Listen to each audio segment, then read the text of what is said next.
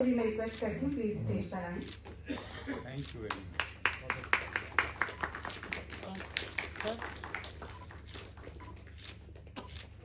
आप publisher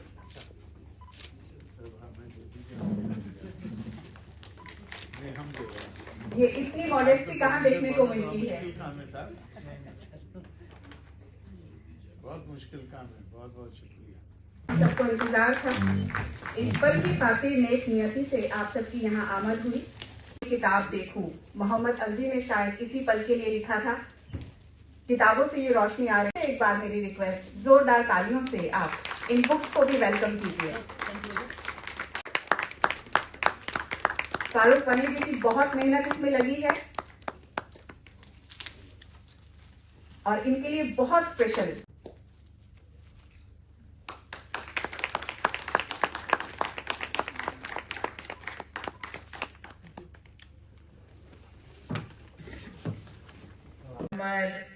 Chief Secretary, Editor of Brighter Kashmir, author, columnist and TV commentator.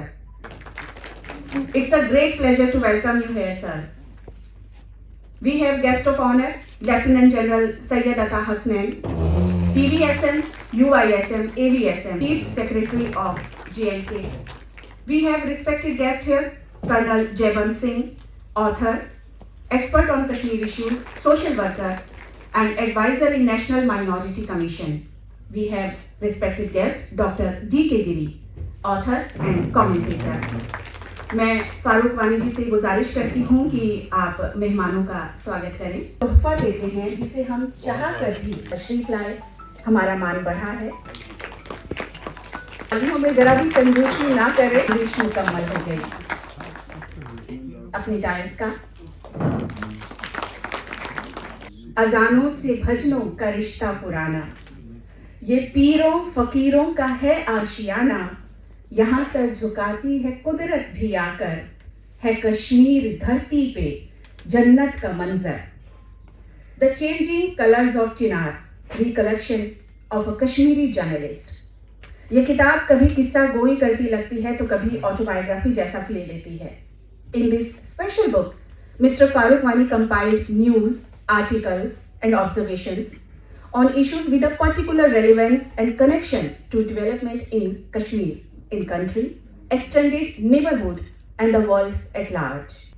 I will begin with giving my most hearty congratulations to Farooq Wani ji, who is a very dear friend and a colleague, for having written and got published the book Changing Colors of Chinar, Recollection of a Journalist. We have, Farooq Wani ji and myself have been working together very closely for something more than a decade, possibly 15 years. I met him in Kashmir somewhere around 2008, and somehow we have got a very close rapport with each other. More so because our thought processes for dealing with the situation in Kashmir, they gel with each other. He's a nationalist by nature and very, very concerned about his people. And it is because of this concern for his people that he left a very lucrative career with the Hindustan Times and went back to work in Kashmir at a time when it was very difficult to function over there. So if today Kashmir is on the path of peace and prosperity, it is because of the people over there. And I extend my full support and good wishes to Farooq sir for all his future endeavors. More power to his pen. My respects and good wishes to our beautiful and holy land of Kashmir and to its courageous people. May the grace of Allah and Waheguru be upon them, and may his book form the fulcrum of future research based upon the kind of data that it holds. Thank you very much, ladies and gentlemen. What's he meant is that you have to, that is the significance and consequence of reading books. If you read books, then your misunderstanding, misperception, and what Colonel Jaipal Singh said, disinformation also disappears, and you have an authentic account of what through the author. And that's what this book is doing. You have an authentic, genuine account of what is happening in Kashmir, and you unlearn your perceptions about Kashmir. Farooq Wani's book, The Changing Colors of Chinar, and the subtitle, Reflections of a Kashmiri Journalist, is quite significant. I have read the book, enjoyed it. Changing Colors of Chinar talks of the amazing and relentless developments within Kashmir. They are so ever changing. And it also talks about the rigor and resilience of the people in Kashmir, often facing harsh and unconducive political and as well as natural environment. But again, Farooq talks about reviving, recreating the paradise in Kashmir. And he says there is a glimmer of hope. There are signs of revival, resilience of the people. And in chapter 29, page 111, while talking about rebuilding the Kashmir of our dreams, he reminds us, this is not very much known to people outside Kashmir, of the age-old Muslim and Pandit enmity intrinsic to Kashmiriyat and the Kashmiri culture. He cites the instances where Muslims have performed the last rites of Hindus. During the Amarnath Jatra, Muslims helped ferry the Hindu brethren to the holy cave located in south of Kashmir, in the snow-capped mountains. He makes a strong indictment of the fundamentalists when he says Sufism is an integral part of Kashmiri culture, and the Muslim Sufi saints in Kashmir preached tolerance and pluralism. And his other book is on a Muslim Sufi saint. So he is denouncing the kind of aberrant, what he calls political Islam, spawning in Kashmir, stoking intolerance and prejudice. You read these sentences which really evoked my psychosocial proclivities very deeply. He said people lament the loss of economy and the progress, but few talk about the demise of religious pluralism in Kashmir, which is the main casualty of the conflict in paradise on this earth. In rebuilding Kashmir into peace, tranquility and prosperity. Finally, a word about the author. I'm a kind of author myself, and I was dreadfully remembering an experience of an author who said that I became an author and I had some good sales. I sold my car, I sold my house, and I'm beginning to sell my property. I'm sure that fate will not befall Farooq Bhai. He is a thriving journalist, and more power to you. His Excellency, the Governor of Kerala, Madhav Lal ji, former Chief Secretary of Jammu and Kashmir, with me, we were simultaneously together there. Professor D.K. Giri and Colonel Jaiman Singh. Ladies and gentlemen, in this very elite audience, pleasure for me absolutely to be here today on this book release. I will be very, very brief for two reasons. Number one, I'm not too well. In the morning, I did inform Farooq Sahab that I may not be coming. And number two, because I think everyone is waiting for His Excellency to come up and speak. So I shall be very brief. Kashmir, I consider, although I belong to UP and settled in Delhi, educated in Nainital and Delhi, I consider myself as a citizen of Jammu and Kashmir. Well, thank you. For most of my career, I stayed there. When you spend a long time in a particular state or a region, you start associating yourself with it. And that's how our friendship with Farooq Sahab started way back in 1998, when I was the Colonel GS of the Avantipur-based Victor Force headquarters. Sunanga Victor Force, Rashtriya Rifles ki, which is responsible for the whole of South Kashmir, Amarnath Yatra देखती है, शूपियां, पुलवामा जो आजकल problem areas हैं, Anantnag, these are the areas. I still recall कि जब मैं 1998-99 में I was the colonel GS of the force and Kargil हो गया था 99 में, तो we had taken over the whole Kashmir Valley. तो एक वक्त पे 14 से 15 ऑपरेशन पूरे कश्मीर वैली के अंदर चल रहे होते हैं. And one was I was on the radio trying to control 14 to 15 operations. आप समझ सकते हैं इसकी इंटेंसिटी, क्योंकि आज अगर एक ऑपरेशन 20 दिन में हो जाए तो बहुत बड़ी बात होती है. ठीक है, 14 ऑपरेशन एक साथ होते थे, 14-15 ऑपरेशन एक साथ होते थे उन दिनों में. आई think the importance of a journalist writing and then compiling what he has written in the past, publishing it, has its own significance. There's a particular reason for it. मैं पिछले साल गया कश्मीर, वापस Badami Bagh. I have to keep going back to the Central University also.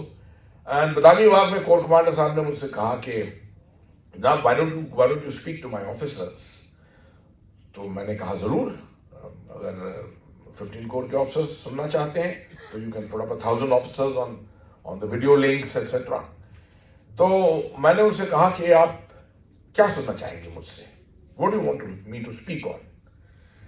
Core commander साहब जो आप vice chief हैं यहाँ पर, general Raju, used to be the उड़ी ब्रिगेड कमांडर like me, उन्होंने मुझको बहुत जबरदस्त सबक सिखाया CI ऑपरेशंस का, काउंटर इंसर्जेंसी ऑपरेशन का. उन्होंने कहा कि सर यहां पर कश्मीर में आज अगर आप सिविल सर्विसेज के साथ, गवर्नमेंट के साथ, पुलिस में, आर्मी में किसी से पूछिए, सबको मालूम है आजकल क्या हो रहा है, सबको मालूम. देखो पाकिस्तान का किस तरह से हाथ है, ये है, वो है, what has happened with Article 370, how is the government making progress without Article 370. तो मैंने कहा फिर क्या है, यहां किसी को नहीं मालूम कि हुआ क्या था पहले. What happens in Kashmir is people come and go, और याददाश्त जो है वो बड़ी कमजोर रहती है. किसी को याद नहीं रहता क्या हुआ 2003 में अगस्त के महीने में, क्या हुआ था नहीं मालूम. जब पुलवामा हुआ 14 फरवरी को, तो मैंने उसी दिन रात को I remember tweeting out and saying कि कश्मीर के अंदर कितनी दफे सुसाइड बॉम्बिंग्स हुई हैं. 4 बॉम्बिंग 4 दफे हुई है. अगर सीरिया देखिए, अफगानिस्तान देखिए, पाकिस्तान देखिए तो बेशुमार हुई है. कश्मीर में सिर्फ 4 सुसाइड बॉम्बिंग्स हुई है. एक बदामी बाग के गेट पे, एक आर्मी की बस में पट्टन पे, एक और मुझे याद नहीं आ रही, यहां of course suicide bombing assembly के बिल्डिंग पे, और ये चौथी या पांचवा इंसिडेंट था. लोगों को यादाश्त नहीं. So if you are compiling 20 years events into different essays and publishing it, कम से कम पब्लिक को यादाश्त पब्लिक की आप ताजा करा रहे हैं. और मैं समझता हूं कि प्रोफेशनल्स जो वापस जाते हैं वहां पर काम करने के लिए, if they don't know the history of that place, फिर सॉरी आप बस टैक्टिकल है, बस और कुछ नहीं. आप बस वहां टैक्टिकल तरीके से गए, आपका दिमाग दिल वहां पर नहीं है जो जिस काम के लिए आपको वहां पर भेजा गया है. देखिए, in this kind of conflict याद रखिए, ये वो लड़ाई नहीं है जिसमें कहा वो पहाड़ी है, पहाड़ी पे दुश्मन है, दुश्मन को तबाह करो और पहाड़ी को कब्जा करो, जैसे कारगिल में था. वो नहीं है ये लड़ाई. This is proxy war. ये हाइब्रिड लड़ाई है, चलती रहेगी, आज कुछ परसों कुछ. इसमें अगर आपको उस इलाके का कल्चर नहीं मालूम है, ठीक है, मजहब नहीं मालूम है, इतिहास नहीं मालूम है, you can't do justice to this conflict. You have to understand that frankly. और उसके ऊपर लिटरेचर बहुत कम है. तो फरूक साहब ने जो ये लिखा है और कंपाइल किया है अपने से, तो उसकी असलियत यहां, that's where the advantage is for people who are serving there, going back to serve there, and many of us who have served there earlier, correcting our perspectives or understanding it, analyzing it from different angles. Number 1 point. 2-3 point मैं बनाऊंगा. सिर्फ दूसरा, I think one of the most dangerous things, one of the most dangerous entities in the valley or in Jammu has been the media itself, always under threat. आप सिपाही को, ये मैं राष्ट्रीय राइफल्स का कर्नल जीएस, अगर मैं अवंतीपुर से मुझे एयरपोर्ट जाना है हवाई जहाज पकड़ने के लिए, तो मेरे साथ एक क्यूआरटी चलेगी साथ में, क्विक रिएक्शन टीम, 6 से 8 जवान होंगे विद वेपन्स एक्सेट्रा। कौन सा जर्नलिस्ट ऐसे जाता है? जर्नलिस्ट को खतरा जो है कोई समझता नहीं है। अगर हमारे टेरिटोरियल आर्मी के लोगों पर खतरा है जो गांव गांव में घूमते हैं, और अगर कश्मीरी पंडितों को और माइग्रेंट लेबर को खतरा है, थ्रेट है, तो इनके बारे में सोचिए जरा कभी। ये मीडिया वाले जो आए दिन लिखते रहते हैं दुनिया भर की चीजें, और अगर एक गलत लफ्ज लिख दे मिलिटेंट्स के खिलाफ, तो देखिए फिर इनको क्या होता है। आपने देखा है the editor of Rising Kashmir, क्या क्या हुआ था, ठीक। तो ये this is such a dangerous thing, and that is why it is so important for media persons in Kashmir to tread a very very dangerous path. दाहिने बाएं कैसे जाएं, कैसे कांटेक्ट करें हमसे, हमसे बातें कैसे करें। I therefore as a commander in Kashmir always मैं फैसिलिटेट करता था, सहूलियत देता था मीडिया को। लोग मेरे साथ बहुत लोग फौज में नाखुश थे, यार मीडिया को ज्यादा छूट देते हो। मैं नहीं, छूट नहीं देता हूं, मैं उनकी देखभाल करता हूं इसलिए क्योंकि मैं समझता हूं उनका खतरा क्या है। If you have been in the field you will understand this. Their life is as much on the line as anyone else, and therefore it is very very important to develop the right relationship with them and ensure their security. इसी तरह से हमारी दोस्ती हो गई फरूक साहब की, फरूक वानी साहब की और मेरी, और बहुत दफे ये बदानी बाग में मेरे पास कॉफी पीने आते थे ऑफिस में। मेरा सिस्टम बहुत क्लियर था कि अगर कोई मेरे खिलाफ लिख दे, अगर आर्मी के खिलाफ लिख दे, तो लोग नॉर्मली एक्सपेक्ट करते थे कि आर्मी उसके पीछे जाएगी या कोर कमांडर साहब किसी को भेजेंगे पकड़ने के लिए। मेरा सिस्टम क्लियर था, जो मेरे खिलाफ लिख रहा है या आर्मी के खिलाफ लिख रहा है उसको मैं न्योता देता था कि आइए कॉफी पीजिए, let's drink coffee together, we can set all our differences apart. And sure enough बहुत लोग तो भाग गए, समझिए पता नहीं क्या कह रहे हैं ये कोर कमांडर, आए नहीं कभी। मैं बहुत से लोग आए मेरे पास, और and we could sort out a lot of problems, lot of understanding the issues of perception जो इस तरह की कॉन्फ्लिक्ट जोन के अंदर बहुत ज्यादा होते हैं। The last part, I think the second book, Kashmir mystic Sufi saint, I mean, it's a very interesting thing to have this book also being released here, and that too from a personality who understands this very well. सूफियत को कोई समझता है तो आरिफ साहब समझते हैं, मैं समझता हूं, ठीक है, बहुत कम लोग समझते हैं। और कश्मीर में I used to do a lot of lip service by saying कि यहाँ बहुत जरूरी है कि सूफियत को बढ़ावा दिया जाए। समझ नहीं आता था कि क्या मतलब है इसका, how do you enhance this. One of the very important cultural aspects of Kashmir is to make sure that this grand strategy of Pakistan to bring a radical Islam, extremist Islam to Kashmir, and through that route linking it to Pakistan and then to West Asia that way, उसको neutralise करना है। उनको उनकी तजवीज जो है, strategy is clear. जब तक कश्मीर सूफियत में रहेगा, जब तक सूफिस्ट रहेगा, तो वो बहुत करीब रहेगा भारत के सेक्युलर क्रेडेंशियल्स के साथ, सेक्युलर इमेज के साथ, क्योंकि Sufism is also very very secular in its approach. मगर अगर सूफियत को हटा दीजिए यहां से, उसको डेंट कर दीजिए, और अंदर यहां पर आप सिर्फ रेडिकल एक्सट्रीमिस्ट थियोलॉजी को यहां पर फैला दें, तो people will start supporting the other side. This is a battle of ideology जो करना पड़ता है हमको, एंड इसके अंदर इस तरह का लिटरेचर निहायत जरूरी है। So I'm glad that Farooq साहब has actually published this particular book too. ये दोनों किताबें साथ साथ इनकी आई हैं। मेरा इनके साथ काफी नाता रहा है, ब्राइटर कश्मीर के साथ। I've always enjoyed reading this paper. Today, if nothing else, अगर और कोई अखबार मेरे आर्टिकल ना छापे, ब्राइटर कश्मीर जरूर छाप देता है। ठीक है, so I am a very poor writer, but Greater Kashmir always makes sure that they publish my articles. शुक्रिया बहुत बहुत। for this opportunity. His Excellency, the Governor of Kerala, General Hasnain, Colonel Jaiban Singh, Professor Giri, Farooq Sahab, it's an honor to be here amidst people who have been associated with Kashmir, who have thought about Kashmir, and today one of them is bringing out 2 books on Kashmir, which reflect his own thinking on the very important topics with which we are all very familiar. The background for any discussion generally tends to bear around the militancy which has continued now for about 35 years.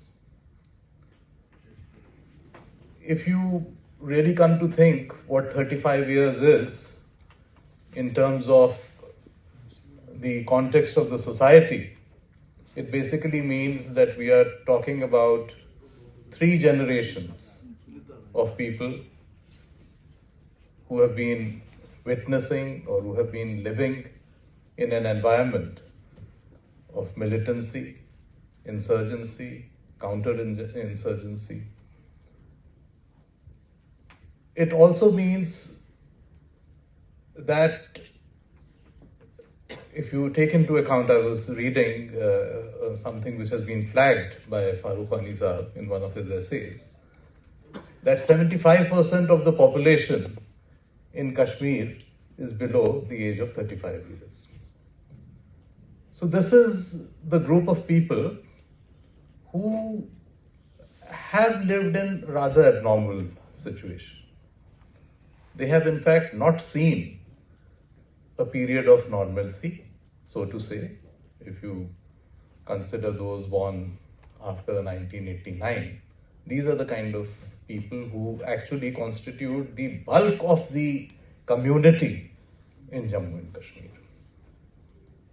Being a civil servant, if I look at the civil administration, and I think it will be true of other wings of administration as well, now we have almost last few officers who were able to witness the normal administration which was before militancy, before 1989. And I think by the end of this year, there will be no officer left in active service who would have been witness to the pre-militancy days as well as the post-militancy days. So these are the officers who have witnessed and been part of a civil administration which includes police, and I'm including not just the All India service officers, the officers of the state service, who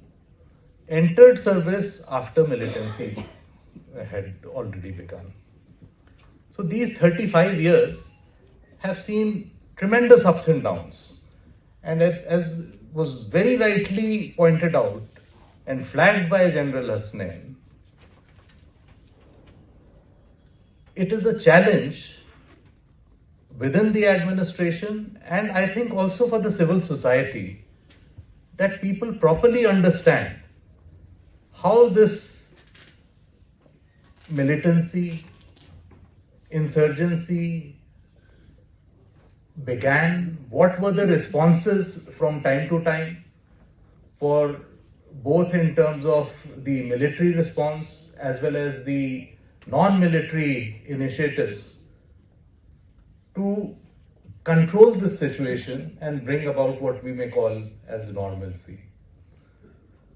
So in 35 years, almost 1/3 of the period, sir, has been under central rule. Of course, the current dispensation is a new kind of dispensation because Jammu and Kashmir is now a union territory.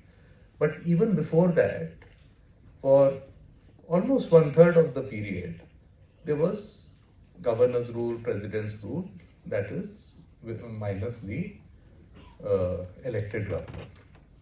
The remaining period, remaining two-thirds of the period has seen various forms of government. We have seen single party government, we have seen coalition governments, various permutations and combinations of coalition governments also. I would say that there are lessons to be learned within civil administration, and I would like to confine myself broadly to the civil part of the administration, because much has been written on the the police and military aspects of dealing with the problem of militancy, and there have been political scientists who have tried to analyze the situation in Jammu and Kashmir. But from a civilian perspective, if you see, the problems have more or less remained constant. And I was thinking yesterday, after the invite, for which I would like to thank General Hasnain, because I didn't know Farooq sir, but it was General Hasnain who kind of basically mentioned to Farooq sir that I could be part of this discussion. That what might be the overall objectives before any government in dealing with the situation, as I mentioned, ups and downs of Jammu and Kashmir. So if we were to list those problems, I'm just trying to put another context to the whole for possible discussion. If we see, essentially the problems facing the civil administration in Jammu and Kashmir emanate from the need for maintaining a regional balance.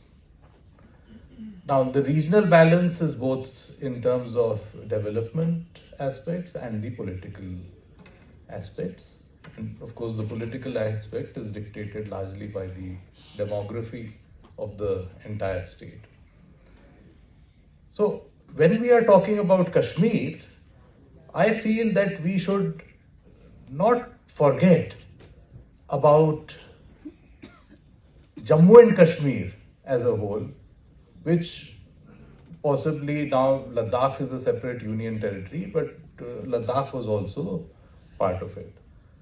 It has been a challenge, and throughout since 1947, if you see, various kinds of big and small events have occurred and demands have been raised in various parts of the state, within the Kashmir Valley, within Jammu region, the Jammu region itself, and Ladakh versus the state of Jammu and Kashmir.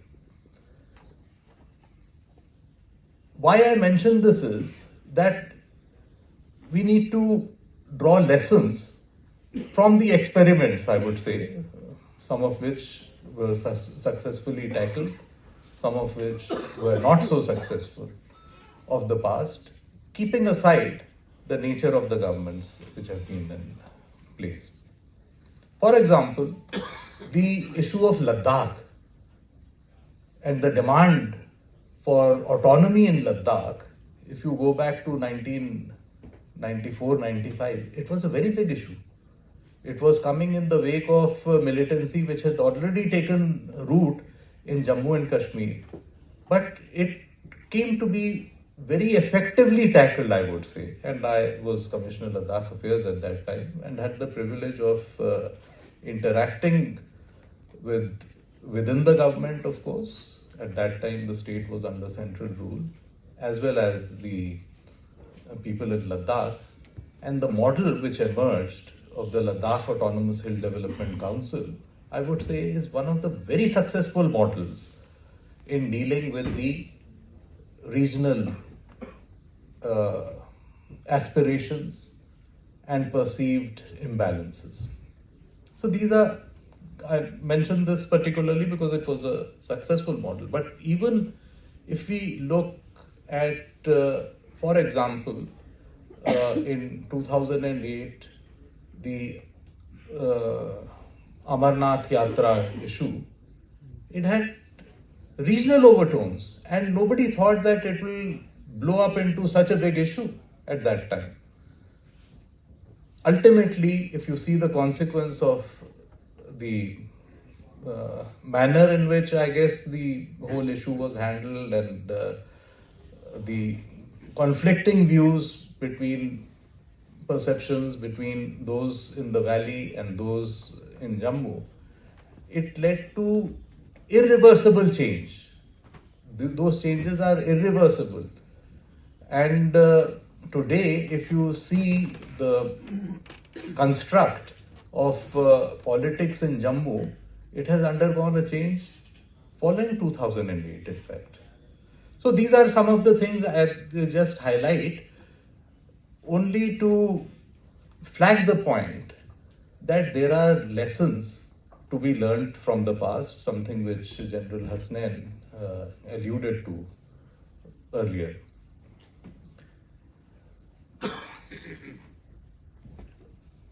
The objectives of the government have been, at least since the last 35 years, how do we improve the perception of the people and in particular align the perception of the citizens of various regions of Jammu and Kashmir towards a situation of good public order, maintenance of peace, normalcy, and channelize the energies towards development. I think in 2019, a tectonic change has happened. And today, the civil administration in Jammu and Kashmir is working directly under the central government. Yet, the basic issues, the challenges, still remain more or less the same. One thing I mentioned was about the regional balance. The other aspect which I think is very important and could form a benchmark for both drawing lessons from the past as well as for assessing the success or failure or measuring the success or failure of governments is the vibrancy of the local government. And by local government, of course, we generally mean the government below the state level or at the panchayat level or the local body level, not just that at the state level. I recall, and this I would tend to correlate with other factors. As General Hasnain mentioned, we were both in Kashmir, Jammu and Kashmir, around 2011, 12 and 13. If you see the graph of incidents of militancy, I think we can, of course, a lot of people contributed towards that situation, but it was a period of relative peace. How that happened? Most of the initiatives and thinking of the government is not written about, but it is important to understand what were the things which were done during a period which resulted in a relatively better situation compared to other situations. So it is a matter of fact that during 2011 and 12, after a spate of violence of 2010, the graph of militancy came down. Drastically it came down. And from 2013 onward, it started rising gradually. And this I'm including not just, overt incidents of militancy, but also what is termed as quasi violence, namely the citizens, stone pelting and things of that nature. Personally, I would think that given the complexity of Jammu and Kashmir, several factors contribute to a given situation. During that period, there was a big thrust towards creating of local government institutions. Now, these things may sound very trivial. कि इसमें क्या है, वो तो होता रहता है, वो तो एक्ट में लिखा है, कॉन्स्टिट्यूशन में है. But in the context of Jammu and Kashmir, there had not been successful local government elections until 2011, with almost 75% participation of the electorate, including in the Kashmir Valley. So it was a very big achievement, and there was a sense of, I would say, optimism that got generated, and that is the kind of thing which makes a difference to the perception of the citizens. Today again, I'm happy to note that the election process for the local bodies has been completed in toto. During that period, unfortunately, we were able to do the elections for the Halka Panchayats, but the bodies at the block level and district level could not be created. That was, I think, a big failing, and I would say that had those bodies been created, perhaps the rise in violence even from 2013 onwards would not have followed the same trend. Now, it is a speculation. It is something which one can think about and work upon. But today, those local bodies have been created. More than, I don't know, perhaps 10,000 representatives of the people are out there. Okay, they may not be a government or an elected body or assembly right now, but there are more than 10,000 elected representatives working throughout the length and breadth of the state. This is not a small thing. Duly empowered. Through them, a lot of local development work is happening. Of course, the mega projects have also been given considerable impetus, which is likely to make a difference. Now, in this situation, I think this current period is a period in which the focus of the government is based on changing the perception of the people through initiatives of good governance and development. So, sorry, this is the danger of getting. I will try to conclude and come back to the main topic, which is the release of the books. I have not had a chance to read both the books, but I will make a very short comment on both of them since I have glanced through both of them. So the first book, which is Changing Colors of Chinar, as General Hassan again very aptly pointed out, serves a very useful purpose of recounting, without actually giving too much of an opinion, a number of significant events. Now, this is something which is very important for those who would like to analyze and find the common thread between the events. So, I would congratulate you, Farooq sir, for actually putting together those events in short essays which are highly readable. It's like a diary written by a person who's observing the things without much comment. The other book is, of course, highlighting a very important aspect which we commonly call as Kashmiriyat of Kashmir. Of course, again, over there may be some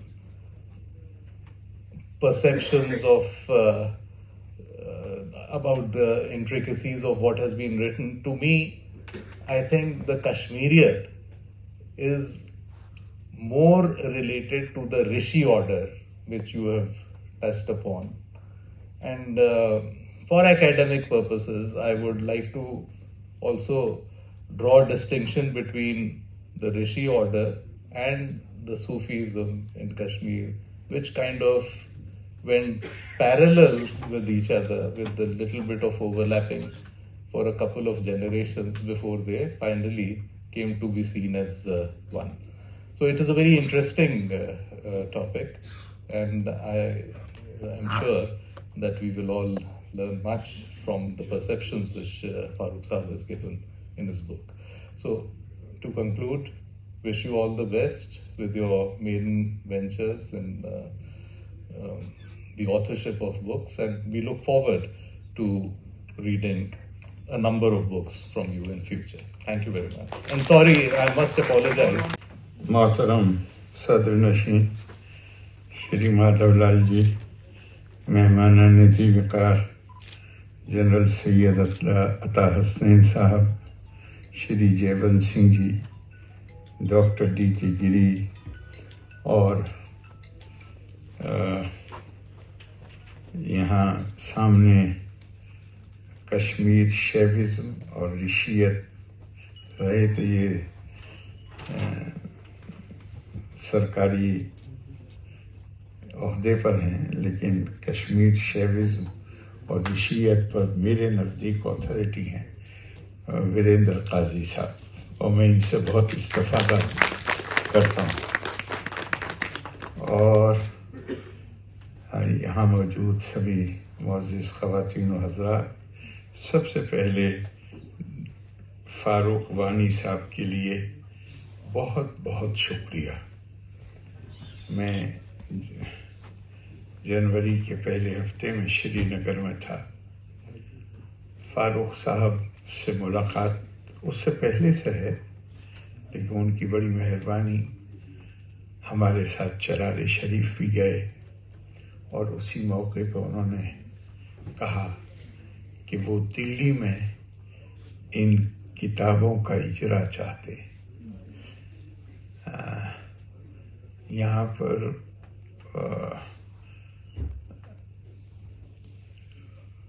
बेशक ये hall भरा हुआ नहीं है, लेकिन मैं ये मानता हूँ कि वो लोग यहाँ पे हैं जो मुल्क को दरपेश मसाइल पर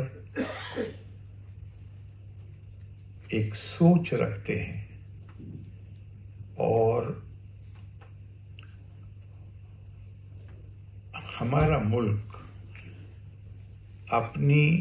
अपने मसाइल पर कैसे काबू पाए उसकी उन्हें फिक्र रहती है। मैं शुरू करना चाहता हूँ, जनरल लिख के तो कुछ और लाया था, लेकिन शुरू करना चाहता हूँ कि जनरल साहब ने ये कहा, ये जो दूसरी किताब है वानी साहब की, उसके बारे में कि एक ऐसे आदमी के हाथ से इसे रिलीज करा रहे हैं जिसे ऋषियत या तसव्वुफ या सूफीज्म की समझ। मुझे कोई गलत फहमी नहीं, लेकिन साथ साथ ये मेरा अकीदा मान लीजिए, यकीन की हद से आगे जाके मैं ये मानता हूं कि हर वो हिंदुस्तानी जिसको अपनी तहजीबी विरासत की जानकारी, उसको यकीनी तौर पे तसव्वुफ की समझ पैदा हो जाएगी। जिसको भी वेदांत से उपजी हुई तहजीब की जानकारी, इस मुल्क का तहजीबी सफर शुरू हुआ है। एकम सद विप्रा बहुधा वदंती, हकीकत एक है, हक एक है, जानने वाले उसका बयान अलग अलग तरीके से करते हैं। हक का कोई फर्क नहीं है, नाम के फर्क हैं, जुबानों के फर्क हैं। जन्म विभ्रति बहुधा विवाचसम, नाना धर्मानाम पृथ्वी यथो कसम।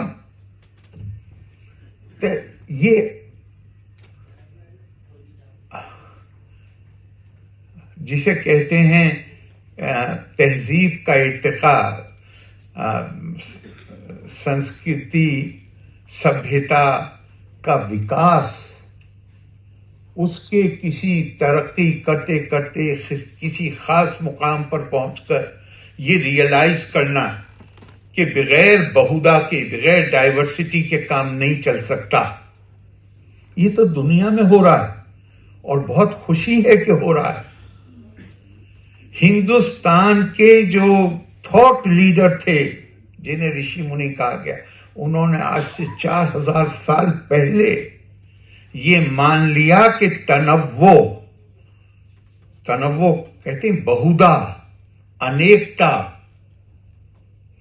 बल्कि हमारे यहाँ एक जो जिसे हम जैन दर्शन के नाम पे जानते हैं, उसमें तो एक थ्योरी है अंध गजन्ने की, अंधों का हाथी। कहा कि वो जो है वो तो अंधों का हाथी है, जिसके हाथ में पूंछ आई उसने कहा वो ऐसा है, जिसके हाथ में टांग आई उसने कहा वो ऐसा है, जिसके हाथ में सूंड आई वो ऐसा है। उस मुकम्मल को तो कोई देख सकता ही नहीं, वो समझ से मावरा है। जिसने उस जैसा देखा वैसा जैसा देखा भी नहीं, वो तो बहुत खुशकिस्मत लोग हैं। जिसने जैसा महसूस किया उसने वैसा बयान कर दिया, ये तसव्वुफ है। और इसी नाते शायद शेख अकबर, जिन्हें हम शेख अकबर कहते हैं, सबसे बड़ा सूफी मानते हैं, इब्ने अरबी अपने एक मजमून में कहते हैं, कभी भूल कर भी जिस मजहब में पैदा हुए हो अकेले उसकी तारीफ मत करना। अगर तुम ऐसा करोगे तो तुम मुकम्मल सदाकत से महरूम हो जाओगे। और कुरान हकीम की आयत के कोट करते हैं अपनी बात की सपोर्ट में, वलिल्लाहिल मशरिक़ु वल मग़रिबु फ़अय्नमा तुवल्लू फ़सम्मा वजहुल्लाह इन्नल्लाह वासिउन अलीम।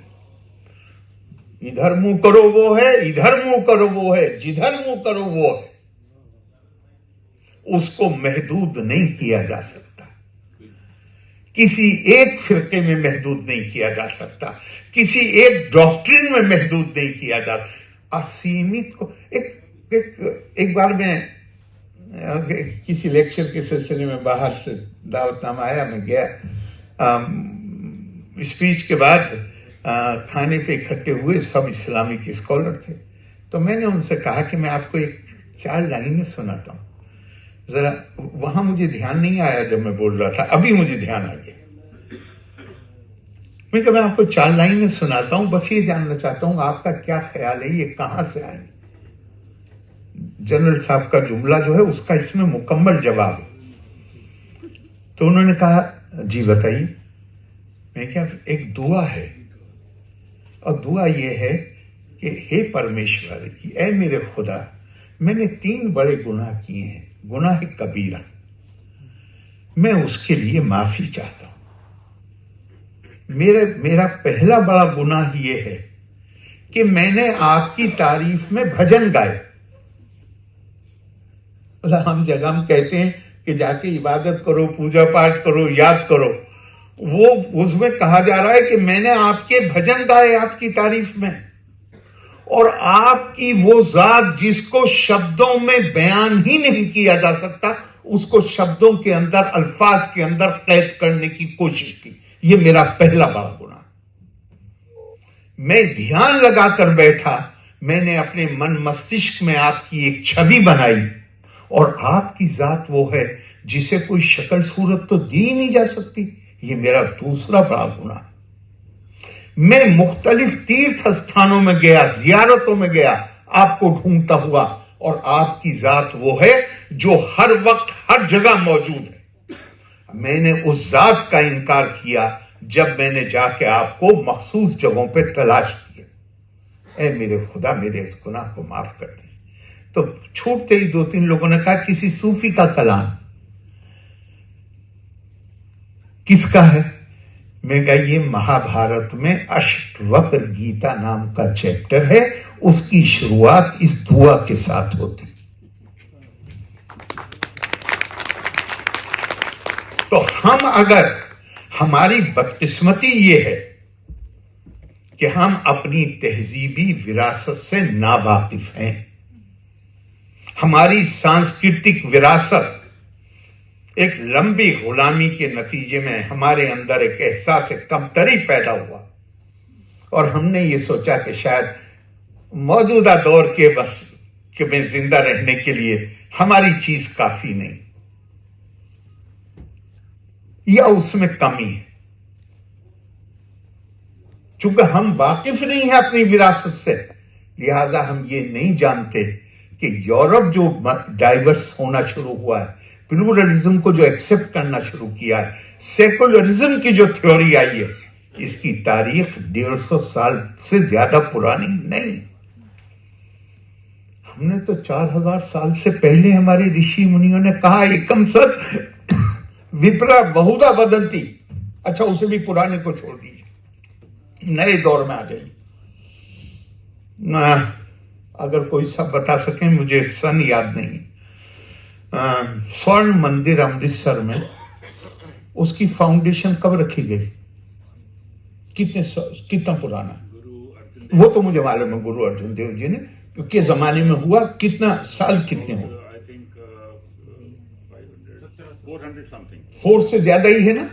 यूरोप की प्लूरलिज्म की तारीख, डाइवर्सिटी की आउट स्टेज करिए तो 150 साल के ऊपर नहीं जाती। और अमृतसर में स्वर्ण मंदिर गुरु अर्जन देव जी के जमाने में, वो तो खुद गुरु थे, लेकिन उसकी बुनियाद रखने के लिए किसको बुलाया उन्होंने? लाहौर से मियां मीर को बुलाया। जरा कल्पना करिए, जैसे मुसलमान के लिए मानिए मक्का या मदीना है, जिस तरह सनातन परंपरा में जो महत्व मथुरा का, अयोध्या का, बनारस का है, सिख परंपरा में क्या उससे कम महत्व है अमृतसर का? लेकिन 500 साल पहले उन्हें इसमें कोई कंप्रोमाइज नजर नहीं आता। क्यों? क्योंकि हम, इस देश की परंपरा आध्यात्मिकता की परंपरा है। वो एक है, हक एक है, उसको अलग अलग नामों से जाना जाता है, उसमें फर्क नहीं किया जा सकता। हिंदुस्तान के अलावा ये कहीं और मुमकिन है कि जो आदमी आपकी परंपरा में पैदा नहीं हुआ है, उसको बुला के कह रहे हैं हमारे काबे की बुनियाद रख दो। ये मुमकिन है कहीं दुनिया में? एकता है सर।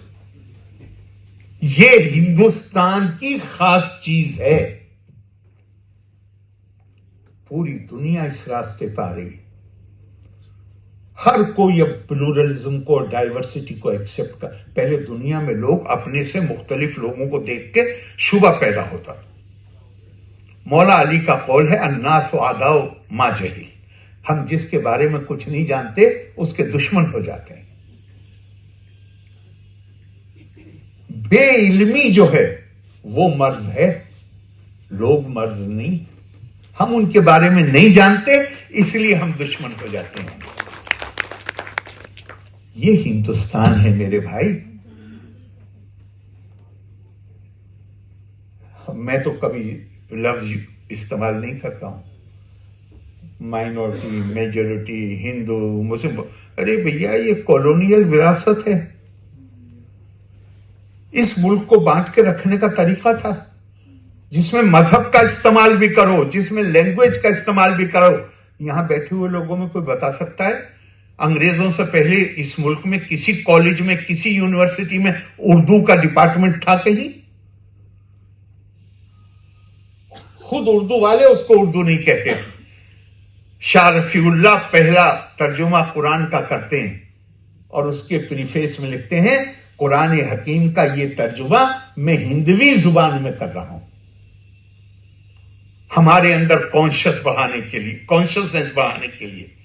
हमारे दीन अलग, हमारे सिर्फ पूजा पाठ के तरीके अलग नहीं हैं, हमारी जुबानें भी अलग हैं, हमारे खाने पीने के तरीके भी अलग हैं, हमारी तहजीब अलग है, हमारी हर चीज मजहब के साथ जोड़ दी है।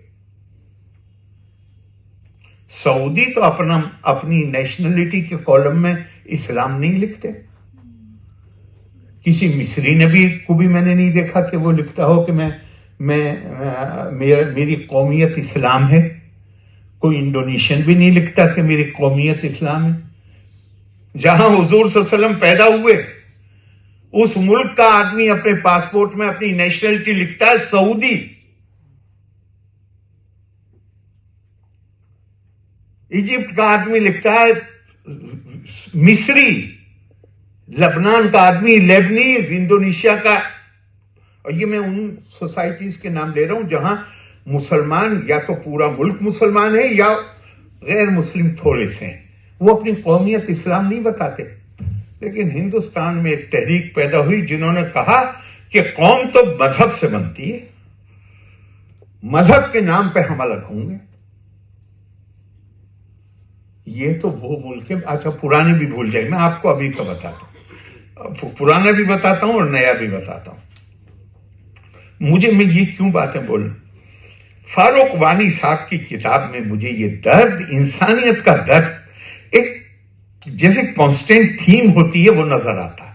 और दूसरी किताब में तो खास तौर से केरला में, ये बात आमतौर से लोग जानते हैं, कम ही लोग होंगे जो ना जानते हो। स्वामी विवेकानंद ने अपनी पार्लियामेंट ऑफ रिलीजन की जो स्पीच है उसमें रेफर किया है, कहा है मेरा देश, मैं उस देश से आता हूं जिसने दुनिया में मजहब के नाम को, जिन लोगों को के ऊपर जुल्म किए गए, जिसे अंग्रेजी में परसिक्यूशन कहते हैं, और उनके अपने मुल्क में उनके रहने के लिए जगह तंग हो गई और वो पनाह लेने के लिए जब भागे तो मेरे मुल्क ने उन्हें पनाह दी। मैं उस देश से आता हूं। This is the land which gave shelter to the persecuted people. 2000 साल से भी ज्यादा पहले यहूदियों को निकाल दिया गया। आज जो उनका पुराना इलाका था उससे निकाल दिए गए। दुनिया में वो हर जगह पहुंचे, हिंदुस्तान भी आए। दुनिया में एक भी मुल्क नहीं है हिंदुस्तान के अलावा जहां एक मुद्दत के बाद, चूंकि वो बड़े कारोबार में, व्यापार में बहुत उन्हें बड़ी उनके अंदर क्षमता है, कामयाब होते हैं तो जलन पैदा होती है, जलन पैदा होती है तो उनके ऊपर जुल्म ढाने शुरू किए जाते हैं। यहूदी इतिहासकारों ने लिखा है कि भारत को छोड़ के दुनिया का एक मुल्क भी ऐसा नहीं है जहां पे यहूदियों पर जुल्म नहीं किए। भारत में कोई एक किस्सा भी नहीं छोटा मोटा। और यहूदी आते हैं केरला में ट्रावनकोर के राजा के पास, या जो भी उस वक्त राजा थे, साहब हमें एक जमीन का टुकड़ा दे दीजिए। किस काम के लिए? इबादत करने के लिए। कहा ये इतना बड़ा मंदिर बना हुआ है, इसका इतना बड़ा कैंपस है, सब जगह खाली पड़ी है, जहां जी चाहे बना लो। मंदिर के बराबर में सिनागोग बन गया। हमारे लोग नहीं जानते हिंदुस्तान में, मैं बहुत जगह मैं खुद नहीं जानता था, मैं किसी और को क्या कहूं। हमारी क्रिश्चियनिटी यूरोप की क्रिश्चियनिटी से 300 साल पुरानी है। यूरोप में क्रिश्चियनिटी 3rd सेंचुरी में पहुंची है, हमारे यहां 1st सेंचुरी में 60 में क्रिश्चियनिटी आई है। केरला क्रिश्चियन भी उसी राजा के पास पहुंचे, साहब हमें एक जमीन का टुकड़ा चाहिए। वही कहानी, कहा तुम इसके बराबर बना लो। अरब पहले से मौजूद थे, चूंकि वो लास्ट कैरियर थे हिंदुस्तानी मसालों के। उन्होंने रोमन से शुरू होकर, और जो दूसरी यूरोपियन पावर्स थी जो एक दूसरे को रिप्लेस करती रही, सबसे आखिर में अरब कैरियर थे, इस्लाम के आने से पहले से। अब इस्लाम आ गया, ये अरब मुसलमान हो गए। अब ये राजा के पास गए, इन्होंने कहा हमें एक जमीन चाहिए, टुकड़ा। मस्जिद बनाने होगा, 3 बने हुए, चौथा तुम बनाओ। आज भी आ जाइए त्रिवेंद्रम। जिस तरह क्रिश्चियनिटी, हमारी क्रिश्चियनिटी 300 साल यूरोप के मुकाबले में पुरानी, पहली सेंचुरी में आई, इसी तरह हिंदुस्तान को यह फख्र भी हासिल है कि मदीने के बाद दुनिया में कहीं भी बनने वाली दूसरी मस्जिद हिंदुस्तान में बनी है, त्रिशूर में बनी है, और एक हिंदू राजा ने बनाई। आज भी उस मस्जिद का नाम चेरामन मॉस्क है। तो तसव्वुफ को अगर हिंदुस्तानी, अब आप मुझे गलत क्रेडिट दे रहे हैं, हर हिंदुस्तानी जो अपनी तहजीब को समझ, अभी मैं आपको अभी रिसेंट बताता हूं, कोविड का सेकंड सर्ज, एक मुसलमान औरत त्रिवेंद्रम के अस्पताल में हालत नज़ा में, हालत नज़ा बच्चे नहीं समझेंगे, बिल्कुल जब जान निकलने वाली हो, उस वक्त बड़े कष्ट में हो, देख सकते हैं, बहुत ही बड़ी तकलीफ में होता है इंसान, और वो काफी देर से उस तकलीफ में,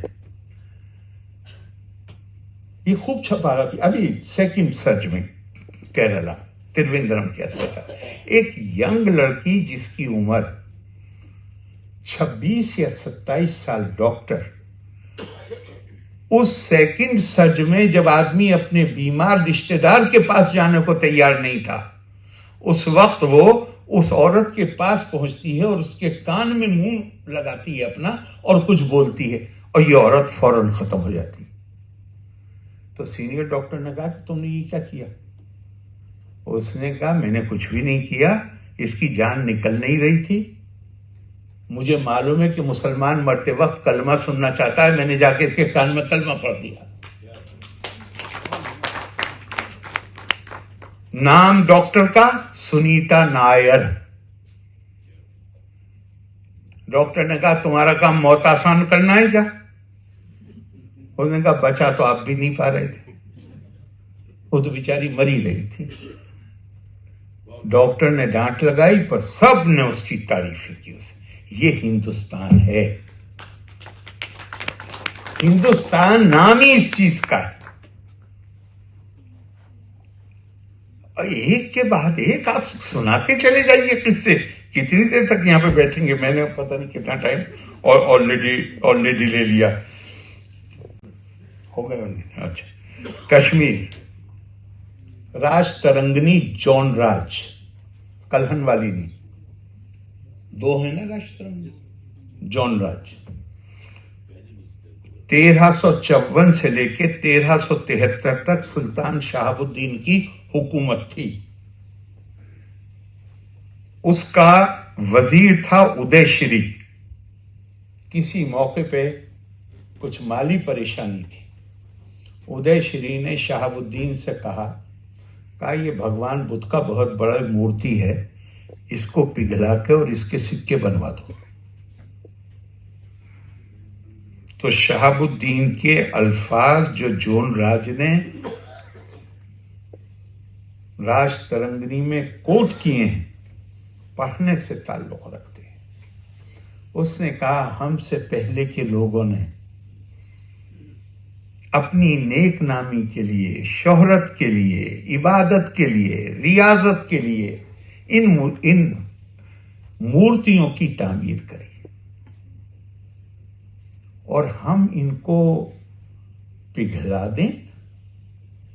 कैसा तुम मज़हका खेज और बेहुदा तजवीज मेरे सामने रख रहे हो? हमारा ये काम है? ये असल में जुमला, ये अल्फाज शहाबुद्दीन के हैं, लेकिन शहाबुद्दीन के जरिए कश्मीरियत की जो रूह है वो बोल रही थी। क्यों? कश्मीरियत की रूह क्या है? कश्मीरियत की रूह है कश्मीरियत का आप तस्वुर कर सकते हैं, ललदीद और नुंद ऋषि के बगैर? ललदीद एडमिटेडली शिव भक्त नहीं थी, कश्मीरी किताबों में जो मैंने देखा है, मस्त गश्त लिखते हैं उनके लिए, मस्त गश्त, यानी वो इसकी परवाह नहीं करती थी कि क्या कपड़े पहने हैं, कहीं भी चली जाएंगी, वॉन्डरर, मस्त गश्त। कहती हैं, और मेरे पास इसका, मैंने अब से बहुत साल पहले एक आर्टिकल लिखा था शायद टाइम्स ऑफ इंडिया के लिए, उसमें मैंने ये कोट किया था, मगर मैंने ये रात वीरेंद्र काजी साहब से इसकी जो जो जो कश्मीरी जुबान में जो लाइन है, मैंने तो अंग्रेजी का कोट किया था, मैंने रात इनसे लिया। शिव छुए थली थली रोजान, मफजान हियों तू मुसलमान, तिरकुआ छुक तू पनुन पान पर जान, स्वा छया साहिबस जानी जान। अगर तुम्हारी हिस्स जिंदा है, तुम्हारे अंदर कोई शऊर है, तो उस शिव को, कुदसी वजूद को तुम हर जगह देख। या तो अंग्रेज डट के खड़े हो जाए, अंग्रेज तो खुद ही चाहते हैं पाकिस्तान बने, या कोई ऐसा कोई ड्रामेटिक डेवलपमेंट हो कि जिन्ना साहब की समझ, वरना पाकिस्तान तो अब बन रहा है। और उसके बाद अगला जुमला कहते हैं कि मुसलमान ज़हनी तौर पे उस जगह पहुंच गया है जहां जब तक वो तजर्बे की गुजरगाह से, मैं उन्हीं के अल्फाज इस्तेमाल कर रहा हूं, जब तक वो तजर्बे की गुजरगाह से निकलकर उन नुकसानात को बर्दाश्त नहीं कर लेता जो इसके नतीजे में उसे झेलने पड़ेंगे, तब तक उसकी समझ में आने वाला नहीं। ये मौलाना ने 46 में कहा था, और मैं आज 2023 में कह रहा हूं कि बदकिस्मती से कश्मीर में जो एक तबका है मैं आवाम की बात नहीं कर रहा हूं, आवाम ने तो बड़ी कुर्बानियां दी हैं। जब पाकिस्तानी हमला हुआ अक्टूबर 48 में, जिसे वो कबाइली हमला कहते हैं, फौजियों को कबाइलियों की ड्रेस पहना के, और जब हमला किया है, तो जब तक हमारी फौज पहुंची है, अगर मुझे सही याद है, तो 5 दिन से ज्यादा लगे हैं। अगर कश्मीरी उसकी मुजाहिमत नहीं करते तो श्रीनगर, तो पिंडी से श्रीनगर पहुंचने का रास्ता तो 2 दिन का भी नहीं था, 1.5 दिन में पहुंच जाते। लेकिन कैसे भूलेंगे मकबूल शेरवानी को, जिसने बारामूला में, जिसको नेल किया गया पेड़ के ऊपर, वो कीले ठोकी गई, क्यों? कि उसने 1.5 दिन उनको गलत रास्तों पे डाल दिया, रेड शर्ट वॉलंटियर। तो कश्मीरी में आवाम की बात नहीं कर रहा हूं, आवाम ने तो कुर्बानियां दी, लेकिन कश्मीरी लीडरशिप के बारे में मैं कहता हूं कि मौलाना आजाद ने उम्मीद जाहिर की थी कि जब नुकसान हो जाएंगे, तजर्बा हो जाएगा, तब ये एहसास होगा हमने क्या गलती की। हिंदुस्तान में ज्यादातर लोगों को एहसास हो गया, और कश्मीर जिसने 47 से पहले उस बंटवारे की सियासत की मुखालफत करी, मानना पड़ेगा, कश्मीर ने तो मुखालफत करी उस पार्टीशन पॉलिटिक्स की। लेकिन बदकिस्मती से पिछले चंद सालों से वो ऐसा पता चला, जिस तजर्बे के नतीजे में उस बंटवारे की सियासत से नफरत पैदा हो जानी चाहिए थी, वहां पे वो बंटवारे की सियासत को एम्ब्रेस कर। मैं सिर्फ पॉलिटिशियन की बात कर रहा हूं, मैं आम आदमी की बात नहीं कर रहा हूं। और कहा कि क्या खूबसूरत किसी ने कहा है, और कहा कि किश्ती भी नहीं बदली, दरिया भी नहीं बदला, हम डूबने वालों का जज्बा भी नहीं बदला है, अज़्म सफर ऐसा एक उम्र हुई हमने, मंजिल भी नहीं पाई, रास्ता भी नहीं बदला। अरे आप फेल्ड मेथड्स को,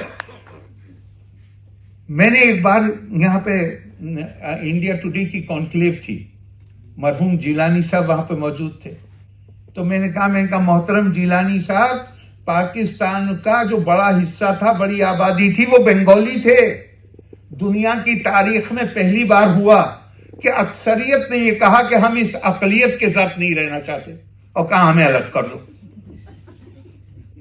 मैं कहा आप तो इस पाकिस्तान, वो तो अक्सरियत थे पाकिस्तान की, खुदा न खास्ता अगर आप कहीं चले गए होते वहां, तो आप तो अकलियत में भी अकलियत थे, आपको तो अब तक लद्दाख पहुंचा देते ये, और सब श्रीनगर पर कर लेते कब्जा। अरे सोचिए आप जो तजर्बा फेल हो चुका, आप उस तजर्बे में क्या हिस्सा। कश्मीर में आप नामों पे गौर करिए, नामों पे गौर करिएगा। क्यों साहब बुखारा छोड़ के क्यों आए कश्मीर, बगदाद छोड़ के क्यों आए कश्मीर, वजह है उसकी, ऐसे ही नहीं आए।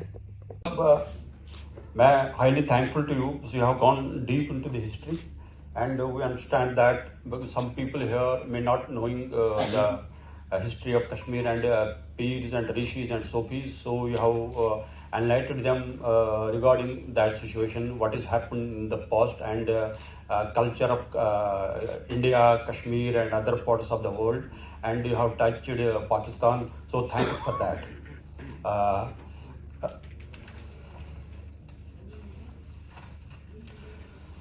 His Highness Shri Arif Muhammad Khan, Honorable Governor of Kerala, esteemed Sayyid Lieutenant General Sayyid Ata Hasnain, distinguished Administrator Shri Madhulal ji, and a former Chief Secretary Jammu and Kashmir, veteran journalist, author, columnist, expert, and J&K Shri Jaiban Singh, my dear friend, columnist and author, Dr.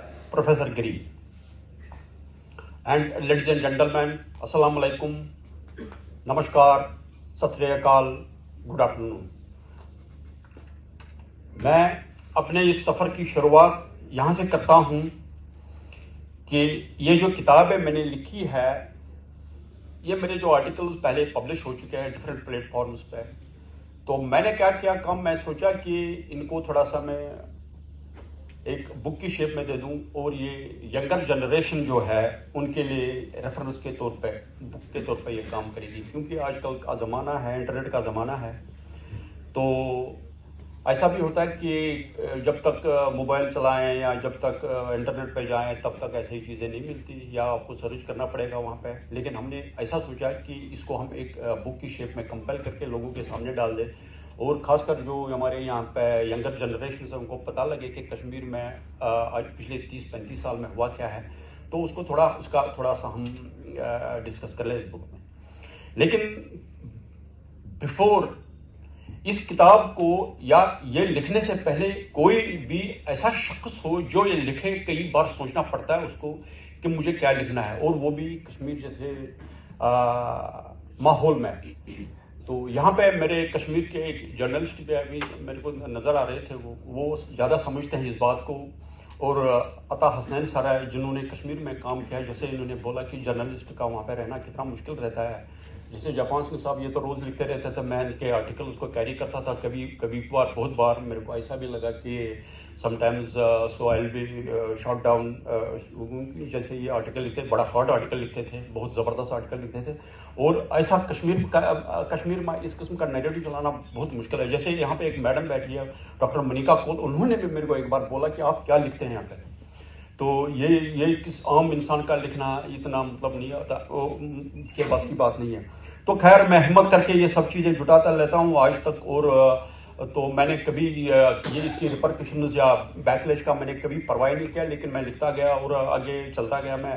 तो मैंने कुछ ऐसी चीज़ें हैं जो मैंने इस किताब में डाली है, जैसे कश्मीर का एनकाउंटर है, वहाँ पे कैसे लोग जमा हो रहे हैं, जैसे स्टून पेल्टिंग है, बिल्कुल नॉनसेंस था, और कुछ भी ऐसे। और एक वहाँ पे इसमें मैंने एक चैप्टर डाल दिया है कि एक मदर का एक रोल क्या रहता है कि वो अपने बच्चों को जो पटका हुआ है, जो मिलिटेंट किसी तरफ है, टेररिज्म की तरफ जा रहा है, उसको कैसे वापस लाएगा। वो भी एक इस किस्म का इसमें एक सिस्टम मैंने बना के डाल दिया है। तो मैं समझता हूँ कि ये जो हमारा काम है, इसको हो सकता है आगे के लोगों के लिए बहुत काम करेगी ये।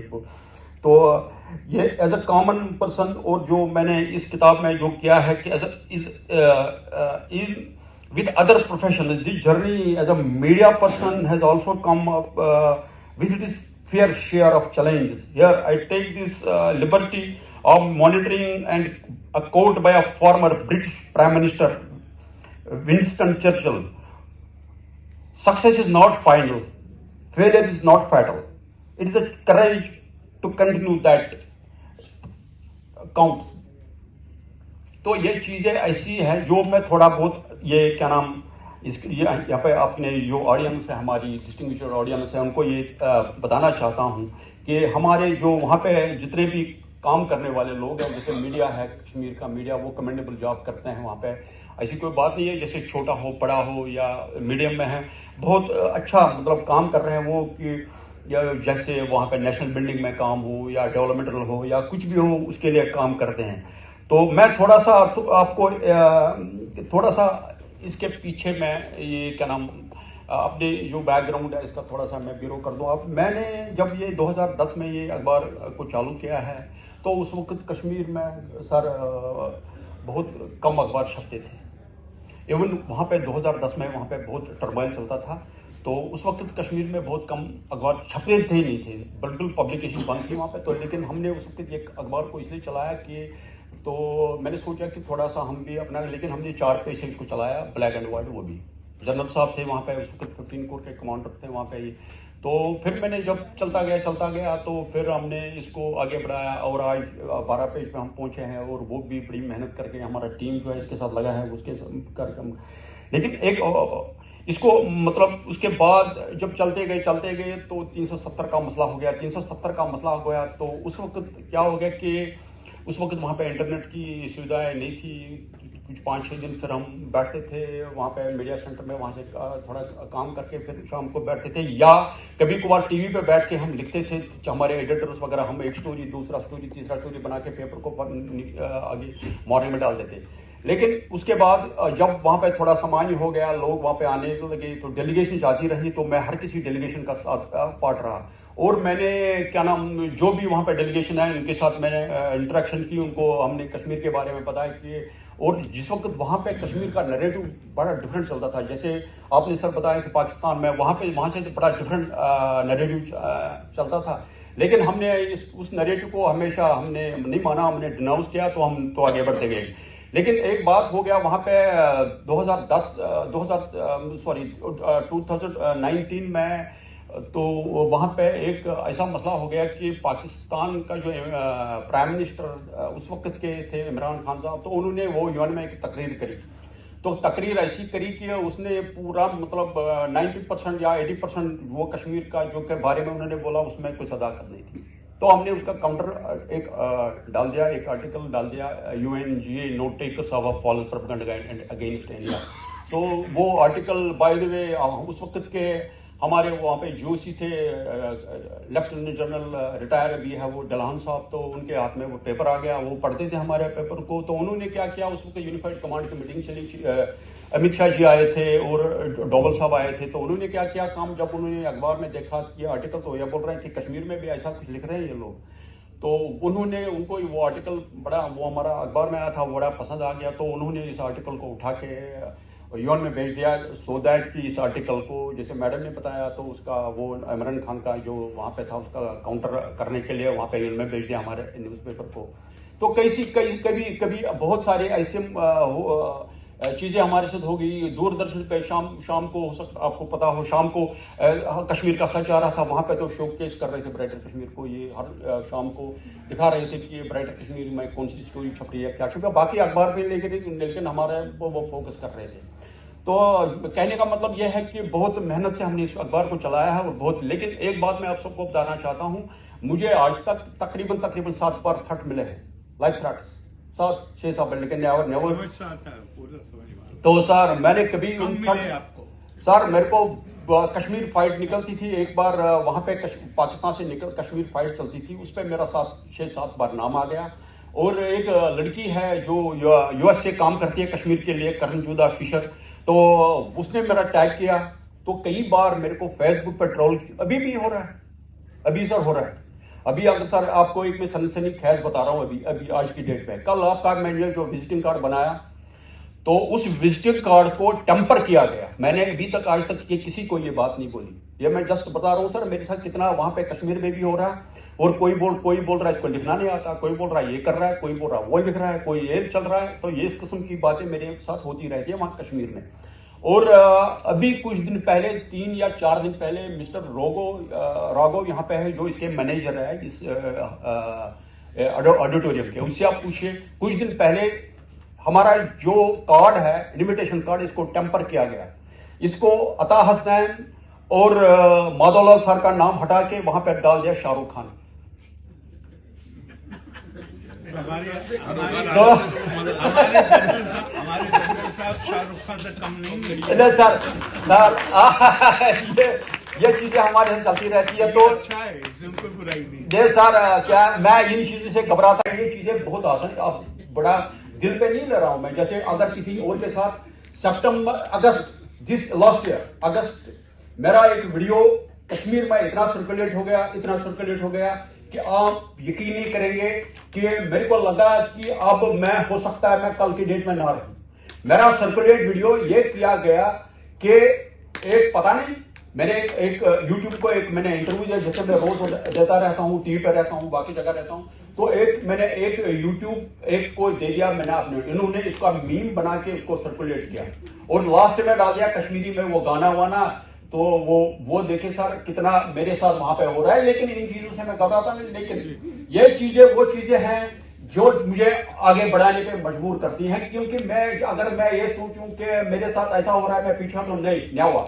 I'm just doing the work there just to deliver towards the cause of the people and to build the nation for the cause of the nationality. मैं कभी इन चीजों से घबराता नहीं हूँ और ना आगे जरा। एक बार ऐसा हो गया सर, थोड़ा सा एक मिसाल दे दूं, मैं आपका टाइम ज्यादा ले रहा हूं मैं। नहीं। एक बार सर मैं रात के 11 बजे मेरा रूटीन है ऑफिस से निकलना, चाहे वहां पे चले कलान हो या गर्मी हो, कोई उसमें कोई नहीं। मैं रात के 11 बजे ऑफिस से निकल रहा, मैं जब लाल चौक में पहुंचा, लाल चौक में हमारा ऑफिस है, लाल चौक से मैं निकल रहा हूँ, गाड़ी चला रहा हूँ, पीछे से मेरी कोई गाड़ी पीछे लगी। तो मेरे को लगा कि this man is following me and he will shot me down now. तो मैंने क्या किया सर काम, मैंने इतनी गाड़ी दबाई, इतनी गाड़ी को इतना मैंने एक्सीलेटर दे दिया सर। तो लेकिन बाय द वे वो पता नहीं कौन था, फिर उसने साइड में गाड़ी को अपने ले लिया, मैं दूसरी साइड में गया वो अगले। लेकिन मेरे को लगा कि ये मेरे पीछे है। ये चीजें वहां पे होती है, वहां पे कश्मीर में मतलब ये जर्नलिज्म करना कोई बच्चों वाली काम नहीं है। बस मैं यही चीज बताना चाहता हूँ आपको, मेरे फ्रेंड है यहाँ पे मीडिया के हैं तो। लेकिन कश्मीर में जैसे दिल्ली में या बाकी पार्टों में इंडिया के हैं, वहां पे बहुत आसान है कश्मीर मतलब जर्नलिज्म करना। जैसे स्टोरी बनाई, आर्टिकल लिखा, कोई दिक्कत नहीं। लेकिन हम जो आर्टिकल छापते हैं वो पूरा इंडिया में सर्कुलेट होता है। मेरा आर्टिकल टाइम्स ऑफ इंडिया में छपते हैं, फाइनेंशियल एक्सप्रेस पे छपते हैं, न्यूज 18 पे छपते हैं। लेकिन कम से कम अगर कुछ भी नहीं होगा तो 5-10 लाख लोग तो इजीली पढ़ते होंगे। लेकिन हमें ये सिर्फ पाकिस्तान नहीं, सॉरी पाकिस्तान में फिर उसके बाद वहां पे हो जाता है, ये सब कुछ देख लेते हैं। लेकिन मेरे कहने का मतलब है कि बहुत मुश्किलात का सामना करके हम आगे बढ़े हैं और जनरल साहब के सामने ही मैं ग्रो कर गया हूं। और यहां तक मुझे याद है कि जनरल साहब जब थे वहां पे तो ये मेरे को एडवांस में भेजते थे, फलानी जगह जाओ वहां पे। एक बार इन्होंने मेरे को कलकत्ता भेजा, वहां पे मैंने रिपोर्टिंग करी। वहां पे टीम थी, क्रिकेट टीम KPL, उन्होंने मैच जीता, वहां पे उनके साथ में रहा था, वहां पे मैंने रिपोर्टिंग करी। मैंने एज ए रिपोर्टर कब रिपोर्टर स्टार्ट किया मैंने, तो कहने का मतलब यह है कि मैंने कभी इसके पीछे मैं गया नहीं, मैं सिर्फ आगे बढ़ता गया, मैंने काम किया। तो बाकी आपका मैं ज्यादा टाइम ले रहा हूं तो इसके लिए मैं बहुत बहुत शुक्रिया आपका और राजिद खान साहब का, उन्होंने जो यहाँ पे आए।